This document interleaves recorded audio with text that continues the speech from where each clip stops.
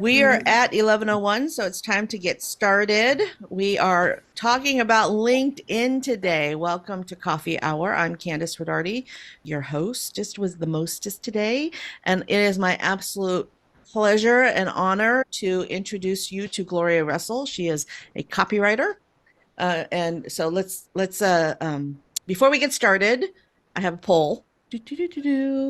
We have a poll, of course. More polls. Dun, dun, dun. I love polls. All right. Here's your poll.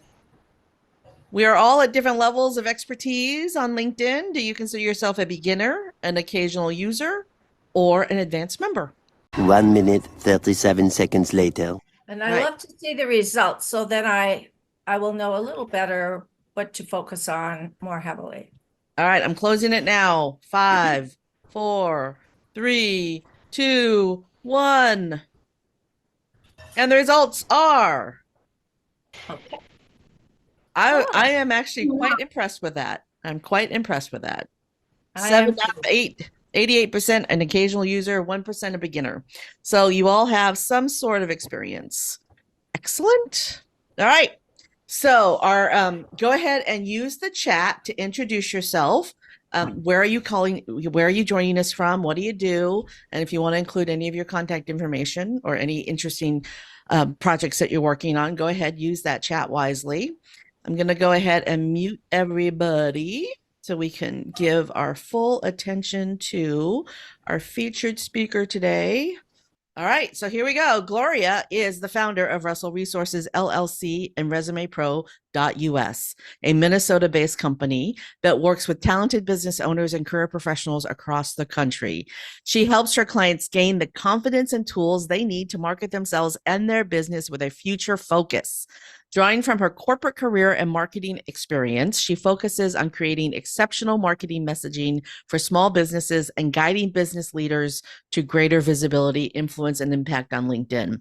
She is with us today to talk about LinkedIn as the business social media platform of choice for business owners, hiring managers, recruiters, job seekers, and serious career professionals. I will drop Gloria's websites in the chat. Gloria, take it away. Well, thank you so much. Well, good morning, and thank you, Candice, for the invitation. It's so fun to be here with all of you. I love seeing you. Some of you are new to me, so it's a pleasure meeting you, and I love talking about LinkedIn. So we are going to start right off, and we are going to learn today, and most of you at least have, a fair amount of abilities on LinkedIn. And so we are going to polish that up and get you ready. So first of all, I'd just like to talk a little bit about who's on LinkedIn so that you will know why you might want to be there as well and why you might want to be there a little bit more than you have been. So the stats now show that there are 1 billion users globally and 211 million in the United States. Frankly, the majority of traffic does come from the United States. All ages are participating. It's interesting to see that over half of US adults with a college education use LinkedIn. And here's a really interesting one. 4 out of 5 LinkedIn members drive business decisions. So if you're looking for decision makers, you've come to the right place. And then just this added detail here, data shows that LinkedIn is the most trusted platform by brand, which was interesting. I was expecting to see that, but very happy to see it as well. I think Instagram was the second, and this might not be a surprise, but Twitter was pretty far down, almost at the bottom. All right, so let's just go. Here we go. So when you're using LinkedIn, I think the first thing we all need to know is, why are we using it? What is the purpose? So you determine the purpose. What do you want to gain from it? And then you can maximize it from then. I always say LinkedIn is one of those never-ending projects. It's not a one and done. We keep working at it all the time. And even me, who spends a lot of time on LinkedIn, I'm not working on my profile constantly, but just over time, you kind of settle into a little bit of a rhythm. So we'll see how much of this we talk about today, but I just wanted to add that you'll have a personal profile. If you have a business, you'll have a business page, but my recommendation is to spend about 95% of your time on your personal profile because that's what people really look at. So only 5% on your business page. And hashtags, we still use hashtags. They're not emphasizing them as much now as they have before because they're using a lot of AI. Posts and tagging. How many of you, can I see a show of hands? How many of you post on LinkedIn? Okay, good. We'll talk just a little bit about that too. When you're posting, you can also tag people, but my recommendation there is be sure if you are tagging people that they are people who want to be tagged. So you don't want people to get irritated with you for tagging them. But certainly you can do that in your posts. And if you post, I would say 1 to 3 times per week. If you post once a week on LinkedIn, that is absolutely fabulous. And if you haven't been doing that, I would set that as a goal. It's not like some of the other platforms where they tell you to post 8 times per day or something like that. That's not really what they're looking for. They're looking for relevant information that can really help your audience. So once a week is great, up to maybe 3 times a week. And then mix them up. You can use images, photos, videos, you can do polls, just so that you have a little bit of variety. And then for some of you who are a little bit more into it than others, LinkedIn newsletters, it's fairly new. And that has just taken it by storm. There are so many LinkedIn newsletters out there now, but the great thing is people can subscribe to that.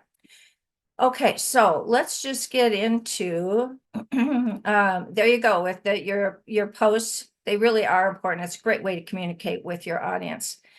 All right, let's just start here. This is the front page of my LinkedIn. So this is what you'll see, the photo, the banner, and your headline. This is really the most important part because people see it right away and then they may decide if they want to go a little further into it. So today we're going to talk about 10 steps to creating your profile. Some of these steps you've already done, probably. Hopefully I'll be giving you also some more tips. You can maybe ramp them up just a little bit. But the number one thing is your photo, and that's what people see first, the photo and then the banner that's behind it. So you want an excellent photo. I suggest head and shoulders. If you do the full body, you look like a little ant, and that doesn't really work so well. So head and shoulders, plain light colored background usually works very well because you don't want anything distracting. So just a wonderful photo. Typically you wear something that really is appropriate for what you do in your business. And the banner, you can create this banner. Certainly you can create it in Canva, and you can talk with Candace about that. And maybe she would have a workshop someday on that topic. But the banner it's rectangular, and what I suggest is to put something, I mean, certainly you want it branded. So have your company name, you can have your logo, a tagline, one way to reach you. It might be your email, it might be your phone, depending on your business. For me, right now, I just have writer.mn. This is part of my branding. This is how people reach me. This is my website, and I want people to remember that. So right now, that's what I'm doing. But in any case, when you create your banner, what you want to do is make sure that if you have text, that you offset it so that it is taking up, say, the right 2/3 of the banner. Because if you have text on the left-hand side, your beautiful little picture will block some of that. People won't see some of the words or the letters. And if they are looking at your LinkedIn on their phone, which of course many of them do on the app, it's a wonderful app, then your picture moves over even further, so they have even less room. So that's the photo and the banner, which is really a very important place to start. Second is your personal info. This is where you list your name and your headline. Some people were putting other things after their name. We don't suggest that because it's harder to search for you if you have other things. So just leave it to your name. And then you have a headline. The headline is very important, and there's a lot of space. This is mine. I think I pretty much used up all the space that's allowed. So in this space, you want to let people know what you do, but you also want to let them know what the outcome is for them. That's what they really care about. So be sure that you can experiment with it a little bit, but you can let people know exactly what it is that you are doing and how you're helping them in that area. So the contact, so you see after the headline, it tells the location and then contact info. You want to be very careful about the contact info. Excuse me. And one second, I think I'm losing my voice here. Sorry for that. So people who come to your profile can click on contact info. And so it depends totally up to you how much you want to show. But I recommend you will have your LinkedIn URL there. LinkedIn puts that in automatically for you. And then you would want to have a website and at least one way to get in touch with you. There's nothing worse than coming to someone's LinkedIn profile and you really want to get in touch with them and they don't tell you how you can do that. So it's great to have a website, have a phone, an email. I have all of that. Some people, for different reasons, don't want to have their phone. Then it's totally up to you. You can eliminate that. All right. All right. So number 3, this is the about section. This is a really important. And this allows you quite a bit of space. So you can take up all that space if you like. Mine is not taking up all the space. It's a little bit shorter, but here what I talk about is a little bit. I actually have 2 businesses. One is the writer.mn with Russell Resources, copywriting. So I talk about that first. And the second one I have is resumepro.us. In that business, I help career professionals with their resumes and LinkedIn. So 2 very related topics here. And so I give information for both. And I started out with my name, phone number, email, and again, website. If they come to this section, it's right there for them. Another thing is that if people Google you, often it will send them to LinkedIn. And LinkedIn might be one of the first things that comes up when someone Googles your name. So you want to have the information there. And again, if you're not comfortable with having your phone number there, don't have it. It's totally up to you and it depends on the particular business. Me, I want people to call. So I have my phone number listed. And then a little information about me and the business. So that's your about section. Number 4, this is your work experience.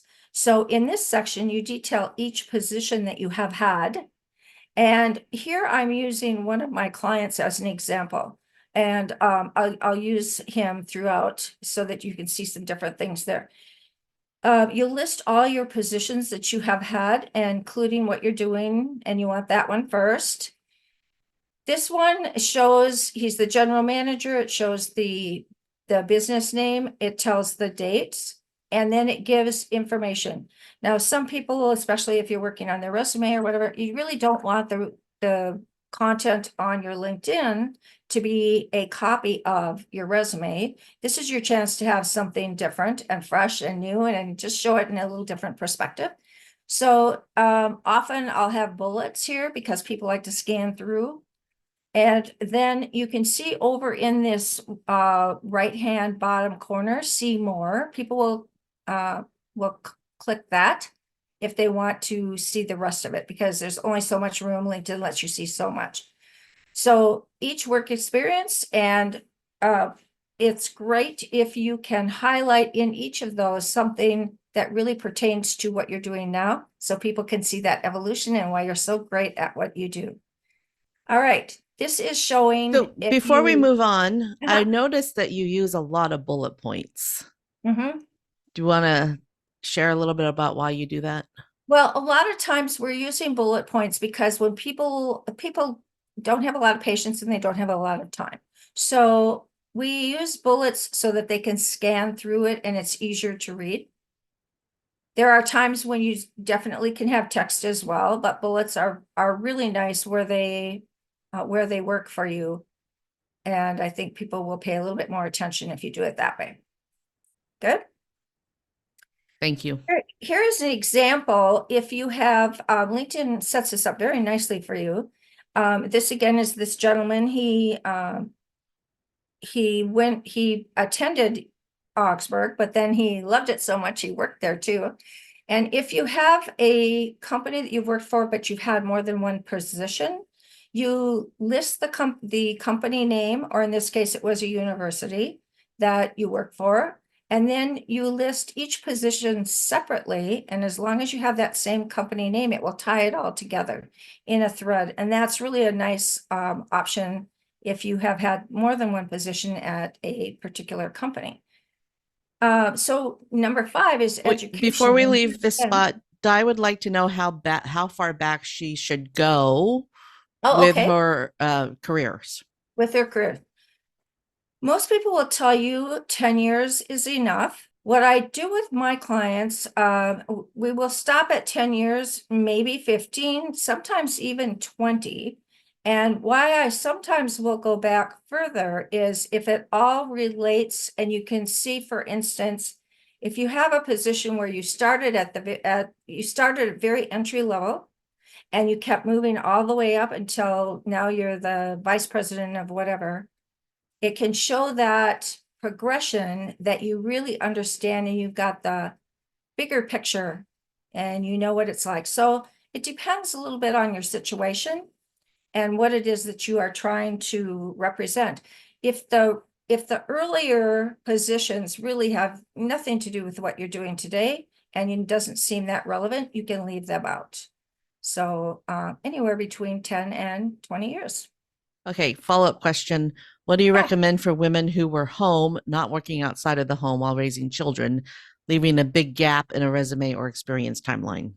Excellent. Oh, and I should have put in a slide. I have a client that I just had done that for recently. LinkedIn finally got with it on the gap thing, and now they do have a capability of showing a gap, and they give that as a choice. What I typically do, people recognize it, and I think it's so beautiful that someone has the opportunity to be with their children, raising their children. And people understand that. And I have a client who just went back to work, and she is ready and so excited. And so on the resume and on LinkedIn, you put that as a work position. And you just talk about how thrilled you were to have that opportunity. You might talk just briefly about some of the things that you did there, but you don't have to say a lot. People understand, and I think they feel great that you were able to do that. And then you just show that you're really ready to come back. What about folks who have been self-employed for more than 20 years? For as long as you're saying, like, how long to show? Yeah. I'd put the whole thing on there. Okay. I'd show it all. I mean, it's absolutely fabulous, and it just adds to your credibility that you've been in it that long and you've been successful, and so you talk about the whole thing. Perfect. Thank you. Good. Okay, so point number 5 is education. Now, this one is important because some people will say, well, I don't have a degree, or, so I don't want to put anything in here. But I'll tell you, LinkedIn wants to see something in the education slot. Now, in this case, this was the same client that I had. He attended Augsburg University, and it shows the dates and the degrees. So you do it that way. Here, I think I have one more. Let me see. Okay, this was a different client, but this one I wanted to show you because I probably did this one like January of 23. So what I'm showing here is that he had his degree, and then he went back to work on his MBA. Now, you know that when you're working full time and you're raising a family, and it doesn't happen overnight, it takes a while to get that degree. So he had not graduated yet, but we put it on here so that people would see that he was working toward his MBA and was expecting to graduate and have that degree in May of 2023. I haven't done one since, so I didn't have a more recent, but this is just a good way, a good reminder that if you're working on something, put that on here too, and then just put the date when you are expected to complete that. Now, you'll say, well, what about the people who don't have a degree? Well, you know what? Steve Jobs didn't have a degree either. What did he do? I think he dropped out first semester. So that's perfectly fine if we don't have a degree. But we do want to add something to education. LinkedIn does not feel that your profile is complete if you do not have something here. So what I recommend is, most of you have probably taken a course or a training somewhere along the line. So put that here. And you'll just show whatever kind of training or classes or course you have taken. And there could be a few, but you want something for sure in the education slot. All right. So, for example, if you're a real estate agent, you would put in where you learned to be a real estate agent. Yes, and then you might have had some other, you might have also had a project management course that you took, or some course on LinkedIn, or whatever, it might be a marketing course or a referral source course that you have taken. Any of that, you put that down and it will ask you where, and you just list whoever provided that course for you. Okay, so this is a personal question. Yes. If you've attended 5 or more colleges, do you Yes. list them all? Well, I guess that would depend. I'd have to maybe know a little bit more information. If, for instance, you were the rebel and got kicked out of one, or maybe no. But if there's a reason and you have information there that you want to share, I would list it. Okay. Okay. Or pick the one that you got the degree from. Or just pick the one that you got the degree from and call it good. Okay. Exactly. All right. So number 6, skills. So this is a section on the LinkedIn profile that I think people have trouble with because they're not sure exactly what it should be. And it's probably a misnomer anyway. You have lots of skills and they show up in various places on your profile. But here we list, you can call them skills, you could call them talents, you can call them keywords, because really, my way of thinking, there are 2 reasons to have this list of skills. One is they serve as keywords in search terms. So if people are looking for someone with those skills, they will find you.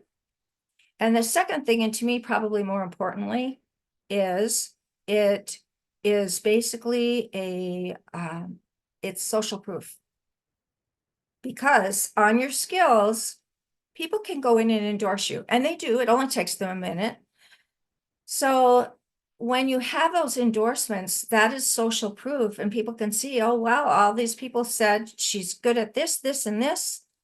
And it raises that level and it strengthens your profile.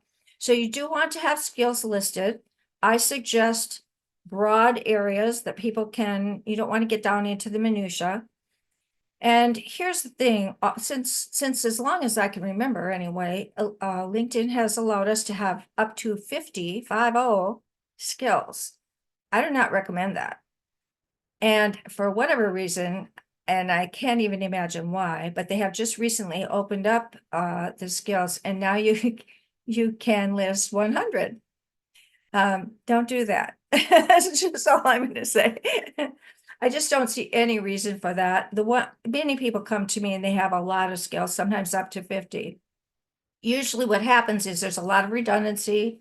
You get down to the bottom and it's more like basket weaving, and it really isn't relevant. So I think honestly, anywhere from 10 to 20 is a really good number. And again, make them broad so that people can come in and endorse them. That's really what you want. And that's how you will use this section, is to show that social proof that you are really great at what you are doing. Okay, so here's another view. Typically, LinkedIn always showed 3, and then you could open it up to see more. Lately, they've been doing 2. But in any case, it will show you the endorsements and leadership.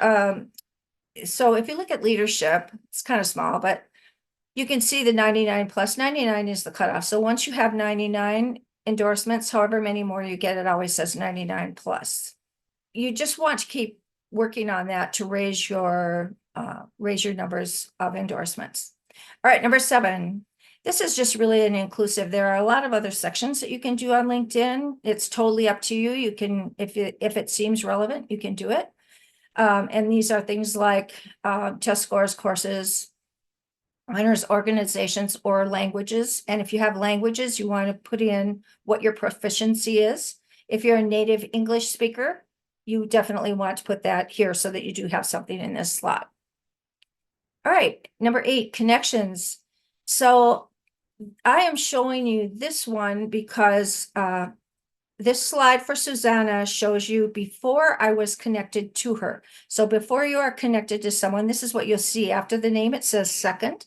That means they're a second tier connection. You're not connected yet, but there are other people that you're both connected to, and it will show you who those mutual connections are. So at this time, before I connected with Susanna, we had 5 mutual connections, and you can click on them and see who they are. So if it's somebody you want an introduction to, you could ask one of those people to introduce you, or if it's someone you already know and you're just like, oh, good, then ask for a connection. Now, all the years before, I always said, here's the connect button, just push it and it will send a request. However, when you do that, you would get this type of a thing where you can add a note. And I always said, add a personal note. Doesn't have to be long, but just otherwise you're getting the generic LinkedIn request. But LinkedIn has changed things just in the last, I'm going to say the last 3 months, and maybe they started 6 months ago. When LinkedIn makes the change, it doesn't boom just happen for everybody. They roll it out. So some people, they see it before others. But what happens now is really LinkedIn is wanting people to pay for their membership. And so they're restricting some of these things that we used to have. So when you have a free account, it used to be you could add a note to many. And so that's what we did. Right now, they are limiting it. So if it's been rolled out to you, it probably has, you may be restricted to say 10 per month. So if that's the case, then I would just go back to this and hit connect, and you'll have a generic message, but you would probably have 10 that you could use before that happens. And I'm not going to say that most people know it, because I'm not sure that that's true. But if you get a generic connection request, that's probably why they've used up their 10 if they have a free account. If you have a paid account, you can do many. All right, so that is how you add connections, and you certainly want to keep increasing your numbers of connections. Once you're connected to people, what you have is the ability to endorse them. They can endorse you, they can recommend you, you can comment in. It's just a lot that you can do. Here is our fabulous Candace, and she's got such a friendly, approachable, wonderful picture there. So adding your connections is really a forever project. And once you do connect, it will be like this. It's kind of small the way I have it here, so you can't see, but next to the name at the end, you'll see the first, and that means you're a first degree connection. So now you are connected. You can do all those wonderful things. You'll also notice over to the right under her banner picture, you see that little bell?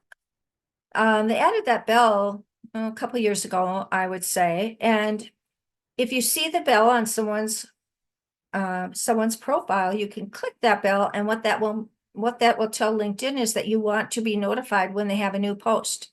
So that's really a wonderful little feature there. And I have already done that for Candace's, so you can see that there. All right, let's move on. So endorsements, number 9 is endorsements. And again, this relates to the skills that we talked about before. We want to give and forever, this give and receive. This is what I call one of those forever projects that never ends. But you will want to, people that you're connected to, you really have a lot of respect for, you go into their profile and you can endorse them for 2 or 3 of their skills. You never want to endorse all the way down. That looks a little fishy. But a couple at a time, 1, 2, 3. And if there's someone you really work with a lot, 6 months later, you could come back and endorse them for 1 more. So endorsements, you maybe just set a goal for yourself, how many you'd like to have, and make it reasonable. When you reach that goal, you can always set a new goal, and just keep increasing those endorsements. Again, it's a matter of social proof, and it really adds to the credibility of what you're showing on your profile. Okay, two questions. Stephanie wants to know if when we were inviting people to connect, Do we Yes. have 10 invites or 10 personalized messages? You can connect with, you can put the connection request out to as many people as you want. The 10 means now that they're going to get the generic LinkedIn message. The first 10, you can have a personal message. And that's Or per you can- month. That's per month now, if you have a free account. Now, what you can do is, if there are people you know very well, just hit connect and they'll know you and it'll be fine. If it's someone you don't know as well and you're getting acquainted with, you could maybe save your 10 for those type of people. Okay. That Okay. make So sense? now on to the endorsements and the skills. What if your LinkedIn profile has your top 3 skills as 3 skills that maybe don't serve you anymore? Is it kosher to ask people to endorse you for the new skills that you want to be known for? Absolutely. So here's what I would do. You have the capability to move to rearrange them, to move them around. So if you have 3 that really, you're great at that, but that's not really what you do anymore, move them to the bottom. And the 3 that you really represent you better now, move them to the top. And here's a funny thing I feel. What I've noticed is when people come to a profile to endorse, they typically will choose from the top 3, maybe the top 5. They don't usually go all the way to the bottom. So you want to rearrange them from time to time anyway, just to kind of even those numbers out, because it's not like, I mean, they're just choosing out of efficiency, maybe the top ones. So you can move them around. The other thing you can do, Candace, is when you're speaking to your friends and your colleagues, just say, I would really appreciate it if you would go in and endorse me for 2 or 3 of my skills. I'm upgrading my LinkedIn profile. It would mean a lot to me. Thank you so much. And they'll love to do it. People love to do it. The thing is, we're all busy. We don't think about it. But if you ask, this is one of those things that does not take long at all. The other thing that you can do is you can go into your connections. So at the top of your profile, again, where you see your contacts and your connections, you can click on that. They'll all come. Well, they used to come 10 to a page. Now they're just like one never ending list. But you can go into your contacts and, look at your people, and all those people that you think are absolutely just super marvelous, fantastic, go in and endorse them for 2 or 3 of their skills. And they may see that. They may come back and do the same for you. They'll think, oh, I should go in and endorse Stephanie too. Now, don't take it personally if they don't, because some people aren't watching that, and they don't have their settings that way, so they may not really realize for quite some time that you've done that. But it's a nice thing to do for them anyway. Good. Ladies and gentlemen, that was worth attending today's class. Right there, that tip. It's a good way, honestly, because it does mean a lot to have those endorsements. So, all right. So let's move on to recommendations, because when we talk about social proof, the endorsements, that's it for sure. But recommendations, this is like it's on steroids. So here, again, it's also about giving and receiving. This is also a forever project. It never ends. But you do want to get recommendations. And some people will just give you a recommendation and you're so grateful, say thank you. Sometimes you may want to ask, and that's perfectly okay. You do want to see some recommendations. And for those people that just you have so much respect for and you think, oh my gosh, they're so wonderful, give them a recommendation. If they haven't asked, you're going to make their day, probably their week, maybe their month, because you have given them this recommendation. They didn't even have to ask, but it's perfectly okay to ask. So here's an example. This is Charlie Scott. This is the one that I used as an example before. He's super at what he does. And he was the one who had first attended Augsburg University, then worked there. And when it was time that he was going to change his direction, he came to me and we worked together on a resume and LinkedIn. And he got the job, his dream job that he wanted, and so happy. So here is the recommendation that he gave to me as an example to show you. Now, some people will write paragraphs and it's so nice. I mean, thank you very much. We're all full of gratitude. However, here's 2 sentences this works beautifully. You just talk about what the situation was, what happened, what's the outcome. That's what people want to know. And yeah, a lot of people they're not going to read the paragraphs. So when you're giving a recommendation, I would recommend, use some powerful words, but show what the outcome was, show what it meant to you. And that will serve them very, very well. 2 sentences is enough. And LinkedIn makes it very easy to ask for and give a recommendation. You can do it all within the platform, and it works very well. You'll see too that now you have to be connected. So that's another reason why you want to grow your connections. They can't give you a recommendation if you're not connected, but it will show the date also. And then they qualify it like either you work together on a project or you were a client or whatever it is. So that's recommendations. Here is how you find the method to gain that, make that request or recommend someone. So when you go into their profile, up in the top in their search bar, type their name, their profile will come up, and under their name, you'll see this message or more. When you click on more, you'll get this drop down. This drop down, if you look in the middle of it, there's request a recommendation or recommend. So this is where if you're going to recommend someone, you just click on recommend, you answer the couple questions. They're usually questions like, they're questions like, what was your status? Were you the client or whatever it is? Then you type in your recommendation. Probably you're actually doing a copy and paste because maybe you actually, gave it a little thought, typed it out maybe in Word, copy it, drop it in here, send it off, and then LinkedIn does the rest. They will send the recommendation to the person. The person can look at it and approve it, and then it shows up on their profile. If you request a recommendation, you click on this, you ask for the information, you write the request. Now this is where you can write the personal request. There's no limitation to that. And so you just tell them that you enjoyed working with them so much, or whatever it is, and you would really appreciate a recommendation. You can even highlight maybe the one thing that you want them to highlight, just to make it easy for them so they don't worry about what they need to say. Once in a while, you'll also meet people who they don't have the confidence in writing and they're not sure what to say.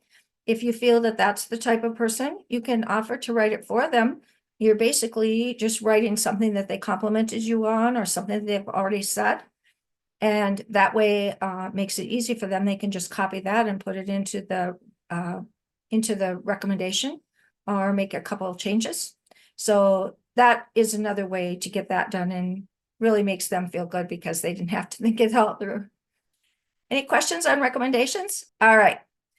So just because you've been sorry. What's Yeah. the difference between kudos and recommendations? Well, kudos, it's more like just a flash, like, yay, heads up, tap you on the shoulder, pat you on the back, that kind of thing. The recommendation is the strength. Okay. All right. So we're going to just go into 2 bonus steps for you. One is assessments. For those of you who are wondering, these show up very beautifully. This is mine, but LinkedIn does not have a section called assessments, so you'd wonder where to put that. I put it under test scores. Works very well. This is what it looks like. These are my top 5 strengths in Clifton Strengths Finders. And if you haven't done that, I'd recommend it. It's so interesting to find. I have all my clients do it, and every single one says this was just absolutely spot on. So I would recommend, it's $20 to take it on. Just look it up, Gallup, Clifton, Strength Finders, just Google it. It's really interesting to see, but when you see the results, you'll see why you're so good at what you do. And that's why it shows up really well on LinkedIn as well. So you can do that. That's where you put that one. Second one is name pronunciation. So if you see, this is my my headline, you see my name, and then there's that little speaker icon afterward. When you see that on someone's profile, that means that they have given a recorded message that you can listen to. It's very short, 10 seconds or less.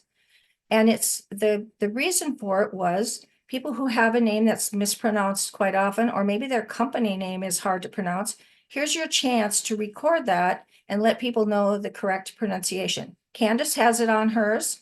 So it's a wonderful thing. Now, if you have a name like Gloria Russell, nobody mispronounces it. They don't have trouble with that.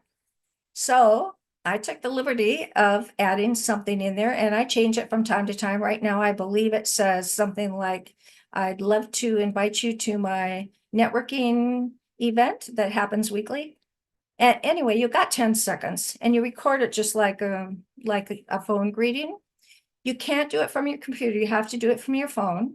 So I would recommend, if you do not already have the LinkedIn app on your phone, get that. It's a beautiful app, and it's the blue with the white letters IN, and you can look up people and see them right on your phone. It's excellent, but that's where you go into your profile and you record it from the phone. And I do have a handout for you, which gives you detail of how to do that. Anyway, so that's really a nice feature as well. So we've gone through all these 10 and a few bonus tips. This is just an example of a picture of the handout that I have for you, which I can email to you. And this shows all the 10 steps in 2 pages. And it gives you a little exercise and some instruction of how to do each of these things, so that you, in case you don't remember, or some things I didn't tell you the size of the picture of the banner or whatever, it would show that here.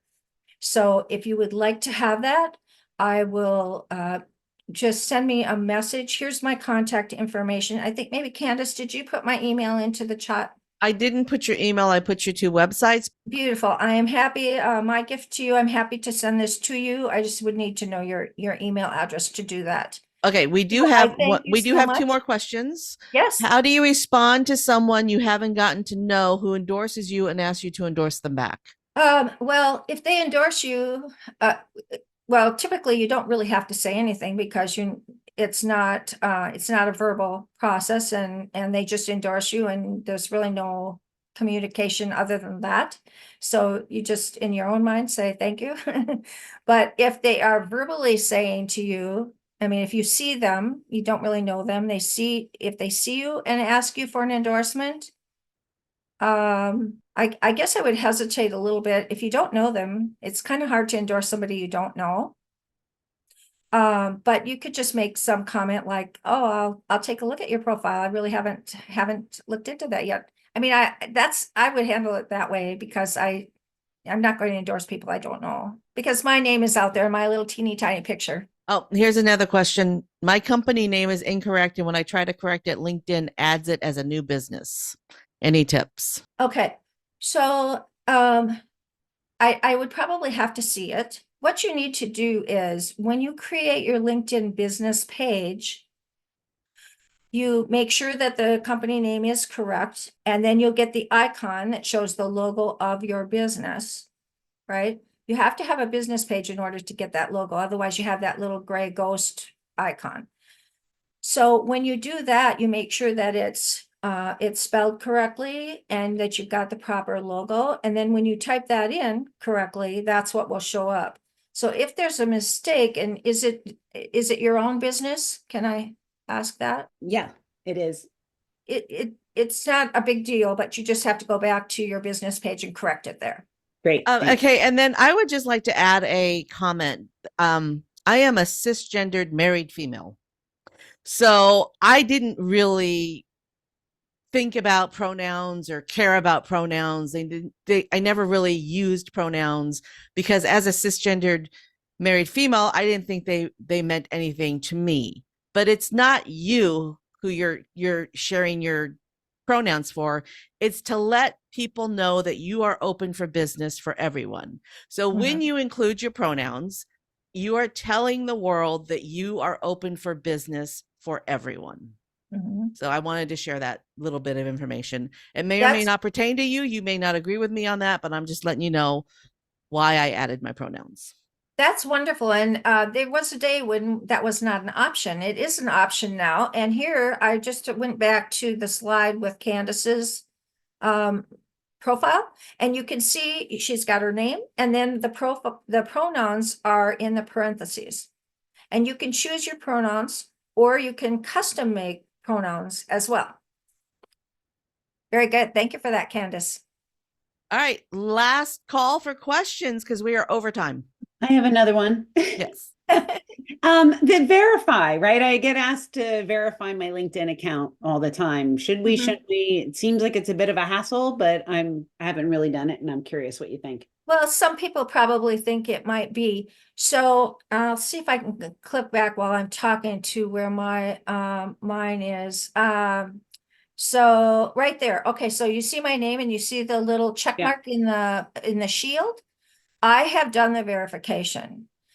This is it's something new, really, and it's not mandatory, so you don't need to do it. And if you're not comfortable doing it, you don't have to do it.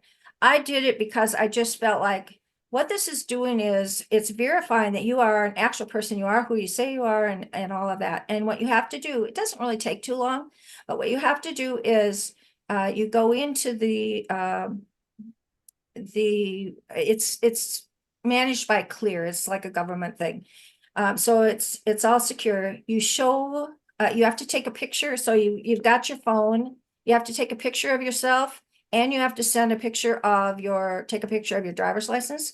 You can also use your passport. I wouldn't recommend that. I wasn't comfortable doing that, but I was okay with sending my driver's license, but it verifies that you are who you say you are. And so I don't think it's a bad thing at all. And I was comfortable doing it. So I did. Can't remember how long it took, 10 minutes maybe. But it's not mandatory. I think someday in the future, it may be just the way the world's going, but it's not right now. So that's totally up to you if you want to do that. Thank you. I think for safety reasons, further down the line, in the next few years, we're probably all going to want to get verified. And it is a government thing. It's Clear it's a respected agency. Yes. Yes. So I felt comfortable, but I know some people, they're just not quite there yet. And that's okay. You don't have to do it. Di, do you have a question? I do. Does verification boost your visibility? I don't think so, but it may make a difference to some people. And maybe as we progress on over time, it might make more of a difference, but And I is that just it's not a bad US thing. focused? Is What's it that? just US focused, or would it be Canadian as well? Good As question. a Canadian, I don't know that I would feel comfortable having a US company verifying me, but I can look at that on my own too. That's a good question, and I should look into that because I didn't really think about that. LinkedIn is a global company, Mhm. so I don't know if they're doing this in every. I don't know. I never asked that question. Yeah, It's a good question. I'd say Google it. yeah, I will. Yeah. Thank you. Google knows it all. Okay, we are way over. So last call. Thank you so much, everyone. So our next coffee hour is going to be May 2nd. And the topic is making your clients the hero of the story with Devin Godfrey. So everybody say thank you, Glor. Thank you. And we will see you next month. Bye, everybody.